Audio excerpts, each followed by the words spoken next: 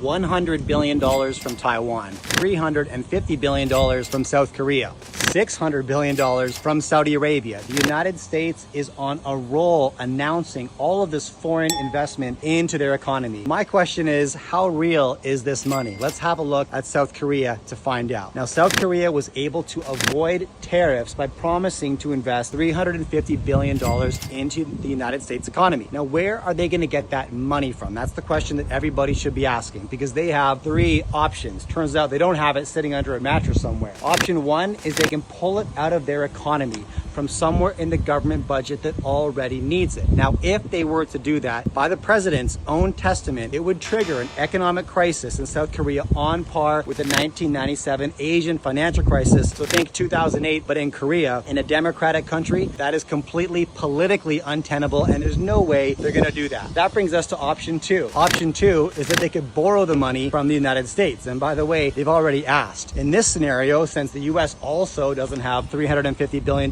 hiding under a mattress, they'd have to print the money, give it to the South Koreans, who would then invest it back in the US economy. So the US is now devaluing their currency, inflating the purchasing power of their population to pretend that new money is being invested in the economy. Not unlikely, I wouldn't be surprised if that's what happens. But the third option is my favorite. South Korea already owns many US assets. They've been investing in the US economy for over 20 years, and so they own equities, stocks, bonds, treasuries, real estate. What they could do is sell those US assets, raise $350 billion from the sale of those assets, and then reinvest that money back into the United States. But are you tracking here? Because just because you take money out of something and then put it back in does not make it new money. But if I were to guess, that's probably what they're gonna do. And after it's done, the US will celebrate a $350 billion investment into their economy, even though the money was there all along. The reason I bring this up is because people tend to think that the world of global finance is some hyper complex corner that's difficult to understand, and they shouldn't even try. That's for experts only. But if you pull apart the threads and actually look, you'll find out it's often anything but. I love pulling this stuff apart. I do it here every day. Give me a follow if you want more.